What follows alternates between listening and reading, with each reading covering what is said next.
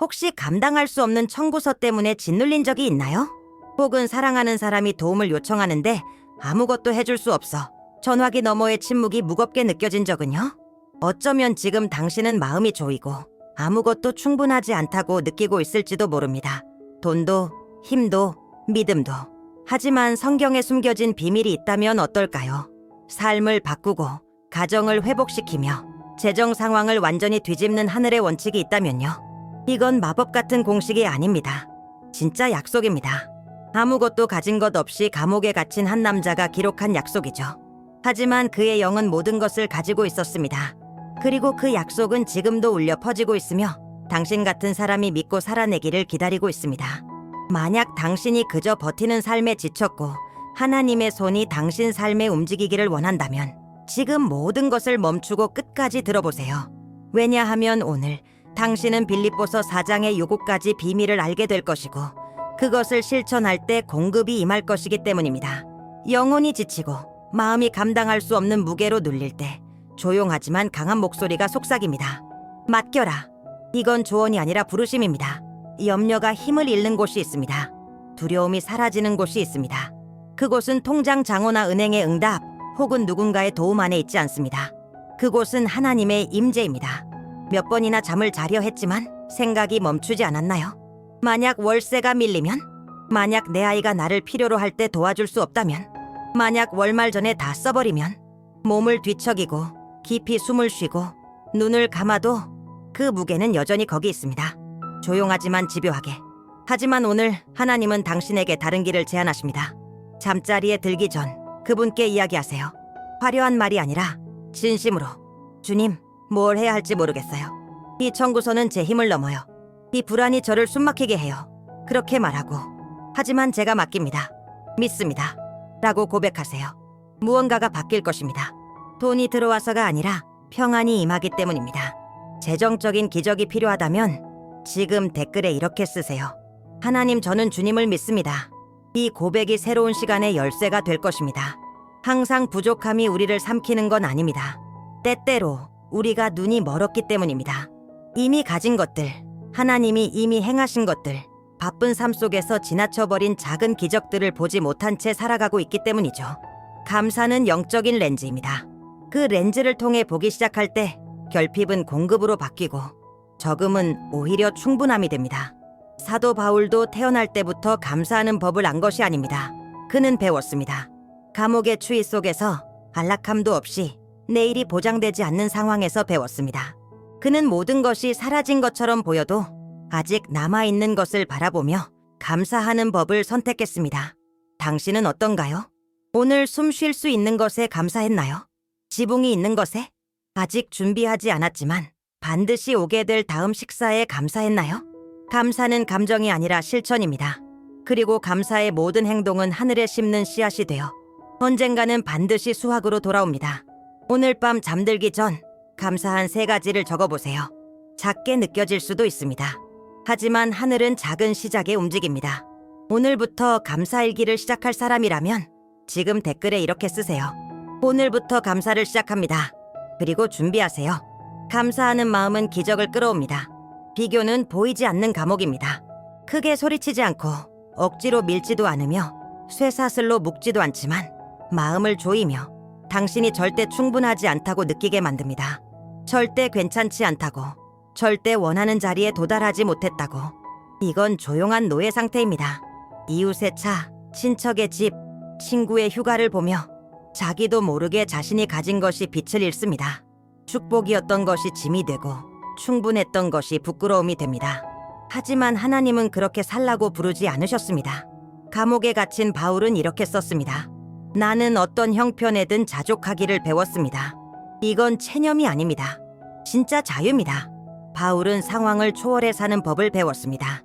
그의 영혼은 통장 장호, 밥상의 유무, 응답의 유무에 따라 흔들리지 않았습니다. 그는 자유로웠습니다. 그의 만족은 사람이나 물건이 아닌 하나님께 있었기 때문입니다. 당신도 그 자유를 누릴 수 있습니다.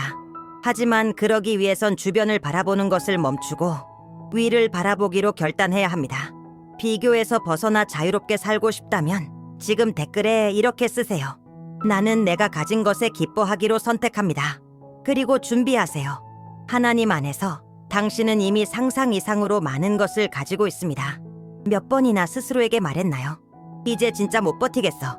라고. 아마 지금 그 순간일 수도 있습니다.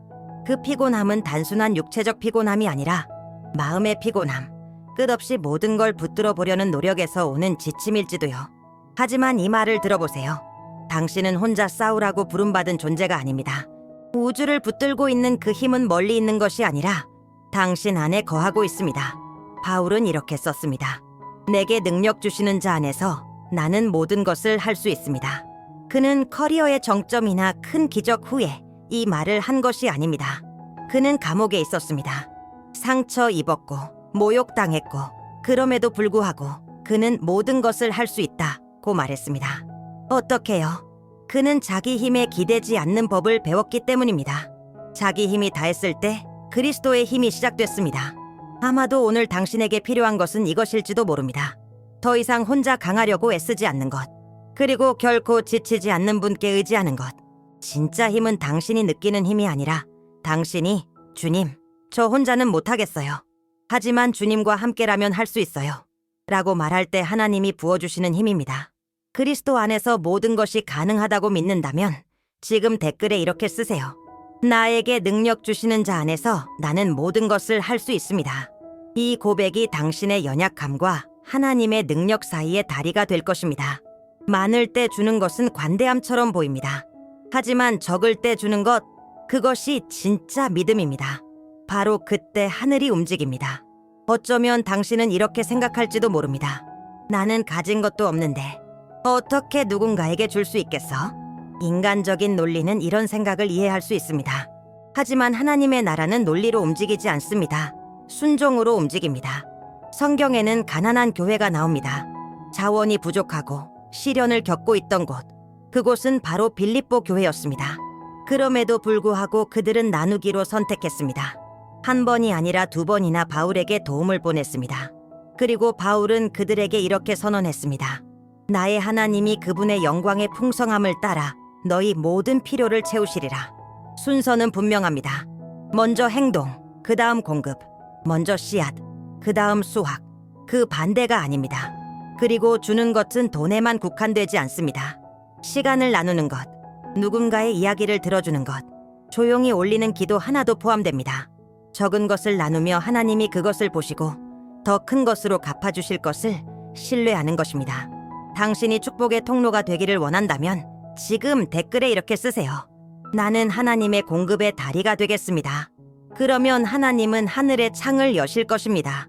당신이 많이 가졌기 때문이 아니라 적은 중에도 신뢰했기 때문입니다. 모든 열매가 우리가 원하는 때에 맺히는 것은 아닙니다. 어떤 것은 조용히 자랍니다. 눈에 보이지 않는 곳에서. 그러나 절대 하나님의 마음에서 멀지 않은 곳에서. 당신은 아무 일도 일어나지 않는 것처럼 느낄 수 있습니다.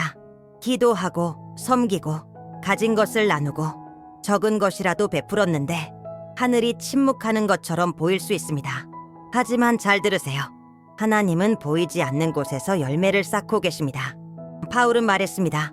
나는 선물을 바라는 것이 아니라 여러분의 계좌에 더해질 열매를 바랍니다. 그는 눈에 보이지 않는 수확에 대해 말하고 있었습니다. 그러나 하늘에는 이미 기록되어 있는 수확이죠. 당신이 관대함을 심을 때 하나님은 기록하십니다. 당신이 조용히 누군가를 도울 때 하나님은 보십니다. 당신이 용서할 때, 섬길 때, 내어줄 때 하나님은 단지 보고만 계시는 것이 아니라 세고 계십니다. 그리고 성경은 보장합니다. 적절한 때에 반드시 수확할 것입니다. 즉각적인 결과를 추구하지 마세요. 신실함을 추구하세요. 왜냐하면 수확은 잘하고 있으니까요. 당신의 시간이 아니라 완벽한 하나님의 시간에 당신이 하늘에 씨앗을 심고 열매가 올 것을 믿기로 결심했다면 지금 댓글에 이렇게 쓰세요. 나는 하나님 나라를 위해 살기로 선택합니다. 박수가 없어도, 즉각적인 응답이 없어도 하나님을 위해 심는 자는 절대 헛되이 심지 않습니다. 많은 사람들이 알고 있지만 거의 사용하지 않는 영적 열쇠가 하나 있습니다. 단순하지만 깊고 인생을 변화시키는 그 열쇠는 예수님의 말씀 안에 있습니다. 먼저 하나님의 나라와 그분의 의를 구하라. 그리하면 이 모든 것을 너희에게 더하시리라. 하지만 우리가 가장 자주 목격하는 모습은 이렇습니다. 사람들이 이 모든 것들 좇고 있고 하나님의 나라는 잊혀진 상태입니다. 쉬지 않고 일하고 끝없는 걱정에 휩싸이고 건강과 평안과 가정을 희생하면서까지 예수님이 덤으로 주시겠다고 하신 것들을 좇고 있습니다. 순서가 뒤바뀌었고 그래서 삶도 뒤틀려 있는 것입니다. 하지만 당신이 하나님의 나라를 먼저 두기로 결단할 때 모든 것이 달라집니다. 닫혀있던 문이 열리기 시작하고 적은 것이 불어나며 잃어버린 것 같던 것들이 제자리를 찾기 시작합니다. 이건 마법이 아닙니다. 우선순위입니다. 하나님은 결코 모든 것이 쉬울 거라 약속하신 적은 없습니다. 하지만 중심이 하나님이라면 나머지는 정확한 시간과 정확한 분량으로 채워질 것이라 보장하셨습니다. 오늘 성령님은 당신에게 초점을 바꾸라고 초대하십니다. 덜 쫓고 더 목적에 자신을 드리라고. 당신이 하나님의 나라를 먼저 구하기로 결단했다면 지금 댓글에 이렇게 쓰세요. 나의 우선순위는 하나님의 나라입니다. 이 재정렬이 새로운 순환의 시작이 될 것입니다. 당신이 통제할 수 없는 것들을 하늘이 책임지는 순환입니다. 인간의 노력으로 얻을 수 없는 공급이 있습니다. 그것은 월급에서 오지 않고 카드 한도에서도 오지 않으며 영향력 있는 사람의 손에서도 오지 않습니다. 그것은 더 높은 곳에서 옵니다. 은혜의 보좌에서, 아버지의 마음에서. 성경은 말합니다. 나의 하나님이 그분의 영광의 풍성함을 따라 너희 모든 필요를 채우시리라. 영광의 풍성함, 은행이 아닙니다. 사업도 아닙니다. 시장 전망도 아닙니다. 영광입니다. 이것이 모든 것을 바꿉니다. 왜냐하면 하나님의 영광은 무한하기 때문입니다. 절대 고갈되지 않습니다. 논리에 제한되지 않습니다. 하늘에서 오는 공급은 당신의 상황에 따라 측정되지 않습니다.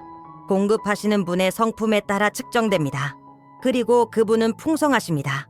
그분은 관대하십니다. 그분은 신실하십니다. 당신은 맞지 않는 계좌를 바라보지만 하나님은 넘치는 영광을 바라보십니다. 그리고 바로 그 근원에서 당신의 모든 필요를 채우겠다라고 약속하셨습니다. 더 이상 아래를 보지 마세요. 눈을 들어 올리세요. 당신이 필요한 공급은 위에서 옵니다. 당신이 하늘이 세상보다 더 많다고 믿는다면 지금 댓글에 이렇게 쓰세요. 나는 하늘의 공급을 기다립니다. 영혼을 기다릴 때 불가능이 평범해집니다. 우리가 구하는 것이 항상 진짜 필요한 것은 아닙니다. 그것이 바로 하나님의 은혜입니다. 얼마나 자주 무언가를 간절히 구했지만 하나님이 침묵하셨던 적이 있었나요? 혹은 전혀 다른 방식으로 응답하셨던 적은요? 그 순간에는 실망처럼 느껴졌지만 나중에 깨닫게 됩니다. 하나님이 무거운 짐에서 벗어나게 하셨거나 더 나은 것을 위해 준비시키셨다는 것을. 빌립보서 4장 19절의 약속은 분명합니다. 하나님께서 너희의 모든 필요를 채우시리라. 모든 욕망이 아닙니다. 모든 원함도 아닙니다. 당신의 길, 믿음, 목적을 위한 필수적인 것들을 채우신다는 약속입니다. 하나님은 주문을 받는 직원이 아닙니다. 그분은 아버지이십니다. 그리고 아버지로서 그분은 당신 자신보다 당신을 더 잘 아십니다. 당신을 세울 것과 무너뜨릴 것을 아십니다. 그래서 하나님을 신뢰한다는 것은 때로 그분이 아니라고 하시거나 아직 아니다라고 하시거나 혹은 아무 말도 하지 않으시는 것을 받아들이는 것입니다. 그 후에 더 큰 일로 당신을 놀라게 하시기 위해 진짜 믿음은 하나님이 내가 원하는 것을 해주신다고 믿는 것이 아니라 하나님이 가장 좋은 것을 해주실 것이라는 것을 신뢰하는 것입니다. 당신이 하나님의 지혜를 신뢰한다면 지금 댓글에 이렇게 쓰세요. 주의 뜻이 이루어지길 원합니다. 그리고 모든 기대를 아버지의 완전한 돌보심에 맡기세요. 불가능해 보이는 이야기들이 있습니다. 하늘이 개입하기 전까지는요. 기적은 종종 천사가 나타나거나 문이 갑자기 열리는 것으로 시작되지 않습니다. 훨씬 더 단순한 것으로 시작됩니다. 누군가가 믿는 것입니다. 누군가가 약속을 붙잡는 것입니다. 누군가가 이렇게 말하는 것입니다. 하나님, 나는 보이지 않지만 믿습니다. 이렇게 수많은 삶이 변화되기 시작했습니다. 갚을 수 없는 빚에 시달리던 한 여인은 불안을 하나님께 맡기기로 결단했습니다. 그 주 오랫동안 연락 없던 먼 친척이 예상치 못한 도움을 들고 찾아왔습니다. 몇 달 동안 실직 상태였던 한 남성은 매일 이렇게 선포하기 시작했습니다. 나에게 능력 주시는 자 안에서 나는 모든 것을 할 수 있습니다. 갑자기 기회가 열렸습니다. 단지 직장을 다시 얻은 것뿐 아니라 자신의 사업을 시작하게 되었습니다. 최소한으로 살아가던 한 할머니는 기쁨으로 11조를 떼기 시작했습니다. 얼마 지나지 않아 요청하지도 않은 도움들이 몰려들었습니다. 이웃, 친구, 그리고 그녀가 전혀 몰랐던 오래된 보험금까지. 이 모든 것은 우연이 아니었습니다. 응답이었습니다. 믿음으로 행동할 때 하늘은 공급으로 응답합니다. 당신도 이런 간증을 기대한다면 지금 댓글에 이렇게 쓰세요. 내 차례가 올 거예요.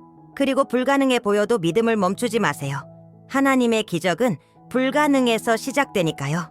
신앙의 여정에는 더 이상 버티는 것이 의미 없게 되는 순간이 옵니다. 이제는 놓아야 할 때입니다. 두려움을 놓고, 통제를 놓고, 조금만 더 노력하면 될지도 몰라 라는 환상을 놓고, 하나님은 단지 당신을 돕기 원하시는 것이 아닙니다. 그분은 당신의 모든 것이 되기를 원하십니다.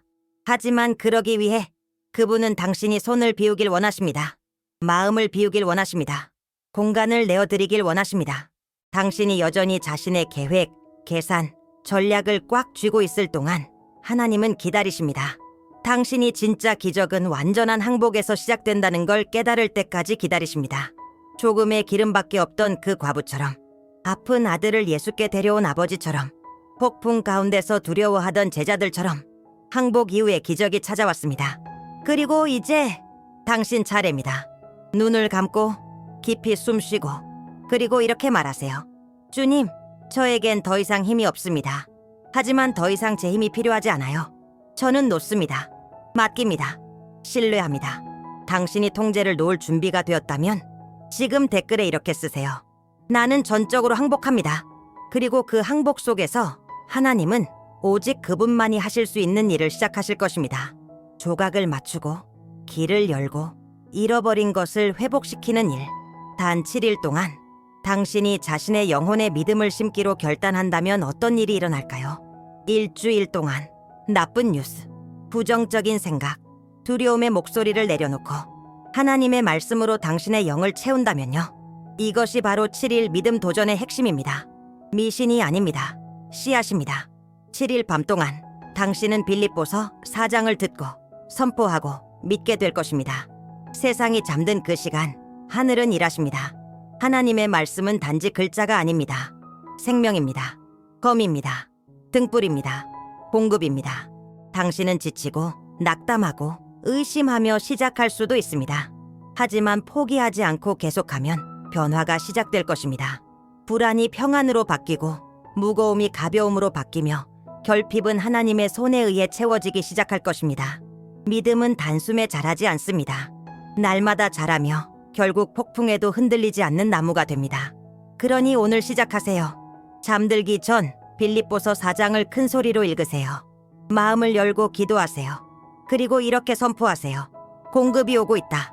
당신이 7일 믿음 도전을 받아들이기로 결심했다면 지금 댓글에 이렇게 쓰세요. 오늘부터 7일 믿음을 시작합니다. 그리고 준비하세요. 하나님은 인내로 심는 자를 반드시 존귀하게 하십니다.